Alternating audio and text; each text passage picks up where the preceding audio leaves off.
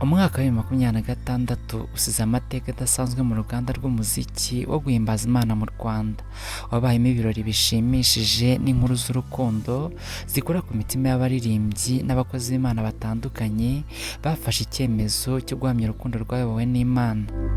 Uyu munsi tugiye kurebera hamwe inkuru y'urukundo y'amwe mu baririmbyi ba gospel bakoze ubukwe muri uyu mwaka wa 2026 ndetse n'abandi bitegura gushinga ingo. Bana natwe kugeza ku musozo w'ikiganiro. Ku mwanya wa mbere mo tugiye kuvugaho ni Nkomezi na Nkurunziza Retina. Umuhanzi w'indirimbo zo kuramya no guhimbaza Imana Nkomezi yakoze ubukwe mu ibanga rikomeye tariki 29 Werurwe 2026. Gusa amafoto n'amashusho yabwo yaje kujya hanze muri Mata 2026. Yashakanye n'umukunzi we witwa Retina Nkurunziza. Muri Mutarama 2026 nibwo Nkomezi yatunguranye yambika impeta Retina Nkurunziza. Ubukwe bwabo bwabaye mu mpera za Werurwe 2026, butumirwamo abantu bake cyane biganjemo inshuti n'abavandimwe ba hafi. Abatashye ubukwe bari bahawe amabwiriza akomeye yo kutagira ifoto cyangwa amashusho bafata ngo bayashyire hanze. Nyuma yo kugera muri Amerika no kwakirwa n'umuryango w'umugore we, Nkomezi nibwo yashyize hanze ku mugaragaro amafoto n'amashusho y'ubukwe bwabo, bitangaza abafana be benshi. Ku mwanya wa kabiri turahasanga Merci, Pianist na Uwase Fabiola. Ubukwe bwa Merci na Fabiola bwabaye tariki 11 Nyakanga 2026 mu Ntare Conference Arena i Rusororo.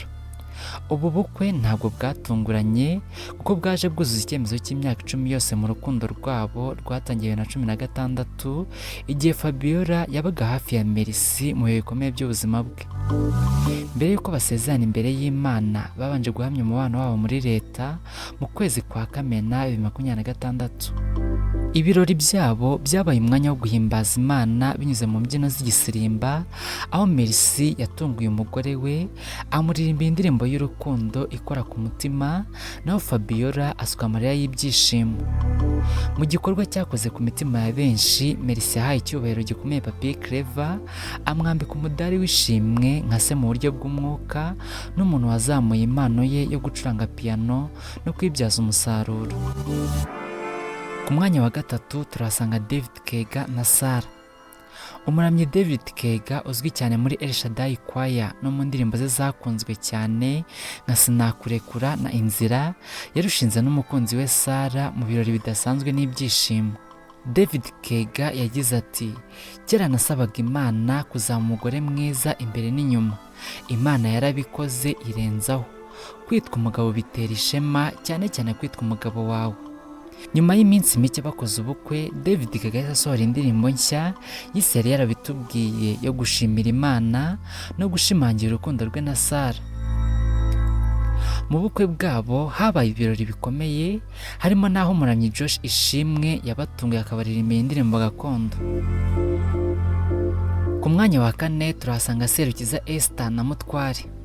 Serukiza Esther, umukobwa wa Apotre Sostene Serukiza, nawe yinjiye mu mateka ubwo yasezeranaga kubana karamata n'umusore wamwihebeye witwa Mutware tariki 18 Nyakanga 2026 i Kigali.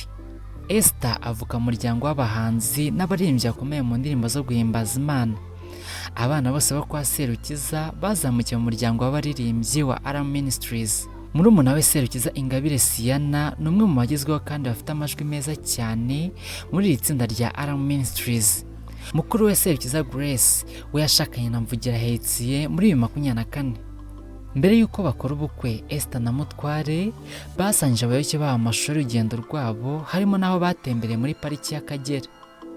Nyuma yo kwerekana umugabo we mu buryo bweruye, mu mpera za Kamena 2026 ubukwe bwabo bwabaye tariki 18 Nyakanga 2026 i Kigali. Nyuma y'ubukwe bwabo basangije amafoto n'amashusho y'ubukwe bwabo bishimira ukwezi kwabo kwa buki. Ku mwanya wa gatanu turasanga Gentil, Musoni, Izere na Naomie Kayijamahe Mutoni. Ku wa gatandatu tariki 22 Kanama 2026 umuhanzi muziki wo kuramya no guhimbaza Imana Gentil, Musoni, Izere yasezeranye kubana karamata n'umukunzi we Naomie Kayijamahe Mutoni. urukundo rwa Gentil n'umukunzi we Naomie rwamaze igihe ruri mu ibanga rikomeye kugeza muri Gicurasi 26 ubwo impapuro z'ubutumire zatangiye gukwirakwira ku mbuga nkoranyambaga. Mu birori byabaye tariki 22 Kanama, inshuti magara za Gentil muri gospel harimo nka Bosco Nshuti n'abandi bahanzi bakomeye baje kumushyigikira no kwifatanya n'imiryango yabo mu munezero w'ubukwe bwabo. Gentil azwi mu makorali atandukanye nka New Melody Choir ndetse n'andi makorali ya ADPR. Yagiye kandi anafasha abandi bahanzi batandukanye mu kuririmba harimo Bosco Nshuti na Jado Sins. Ku mwanya wa gatandatu turasanga Shema Godwin na Esther Mbanzabigwi. Umuririmbyi Shema Godwin ubarizwa muri choir yakunzwe cyane ya Ambassadors of Christ Choir aherutse gukora ubukwe n'umukunzi we Esther Mbanzabigwi. Ibi birori bihebuje byabaye mu mpera z'ukwezi kwa Nyakanga 2026. Aba bombi bakaba barasezeranye imbere y'Imana n'abantu nyuma y'igihe kirekire baziranye kuva mu bwana. Ibyishimo byabaye byinshi cyane ubwo abaririmbyi bagenzi babo bo muri Ambassadors of Christ Choir bafashaga kuririmba indirimbo z'ishimwe mu birori byari byateranyije abavandimwe n'inshuti. Ni ubukwe bwanyuze benshi kandi bwerekanye urukundo ruhamye. Shema Godwin ni umuririmbyi w'ijwi rya kane Buzz muri Ambassadors of Christ, akaba umuhungu wa chairman w'iyi korali y'ibigwi bidasanzwe muri Afurika. Avukana kandi na Uwase Natasha ndetse na Gikundiro Charité baririmbana muri iyi korali. Umwanya wa karindwi turasanga Esther Niyifasha na Giraneza David. Esther Niyifasha umwe mu bakobwa bake mu Rwanda bafite ubuhanga buhambaye bwo gukirigita inanga gakondo no kuririmba indirimbo zihimbaza Imana muri ADPR. Yarushinze n'umukunzi we Giraneza David. Esther Niyifasha si umuririmbyi gusa kuko afite impamyabumenyi y'icyiciro cya kabiri cya kaminuza A0 mu icungamutungo accounting n'indi mu kuyobora imishinga project management. Ubukwe bwabo bwabaye ibirori bidasanzwe butaha imitima y'abafana benshi ba gospel kuko bwazengurutswe n'indirimbo z'inanga n'ishimwe rikomeye. Ku mwanya wa 8 turasanga Exode Valentin. Exode Valentin umwe mu bahanga b'abacuranzi n'abatunganya amajwi bakomeye mu Rwanda ari mu bahora inyuma y'amajwi n'imirya y'ibihangano bya Ambassadors of Christ Choir ndetse n'ishami ryayo rya Ambassadors of Christ Junior. Uruhare rw'abacuranzi n'abategura umuziki rwakomeje kuba inkingi ya mwamba mu gutuma amakorali n'abahanzi ba gospel bubaka ingo zifite urufatiro ruhamye rw'umuziki n'ibyo kwizera. Exode aherutse gusangiza amafoto meza abakunzi bo kuri Instagram ari kumwe n'umukobwa bitegura gukora ubukwe. Gusa igihe buzabera ntabwo kiratangazwa. Ku mwanya wa 9 turasanga umubyeyi Rusi. Muri uyu mwaka kandi ntitwakibagirwa ibyishimo byatashye muri kwa Isrowamu ya ADPR k'umukenye. Umubyeyi Rusi wamamaye mu ndirimbo z'ubuhamya nka warandondoye no mu bitaramo bikomeye nka Nduwa Kristo Live Concert, nawe yafashe icyemezo cyo kwinjira mu mubano n'umukunzi we. Ntabwo haratangazwa igihe ubukwe bwabo buzabera. Rusi uretse kuba abarizwa muri Isrowamu Choir ADPR k'umukenye yatangiye n'urugendo rwe rw'umuziki ku giti cye aho amaze gusohora indirimbo acisha ku muyoboro we wa YouTube umubyeyi Rusi. Ku mwanya wa 10 turasanga Bisetsa Kega na Annette Muganwa.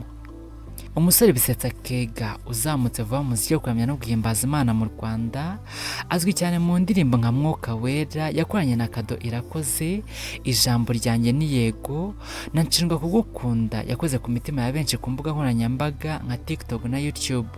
Mu minsi mike ishize Bisetsa Kega aherutse gushyira hanze amafoto kuri Instagram ari kumwe n'umukunzi we witegura kurushinga witwa Annette Muganwa. Ni couple nziza cyane ubona ko rwose abantu bayakiriye neza babaha congratulation muri comments. Mushimira gukurikirana ikiganiro cyose kuri Mugisha TV, mukomeze gukanda subscribe kugira ngo ibiganiro byiza tubagezaho umunsi ku wundi bijye bageraho ku gihe. Ndabashimiye.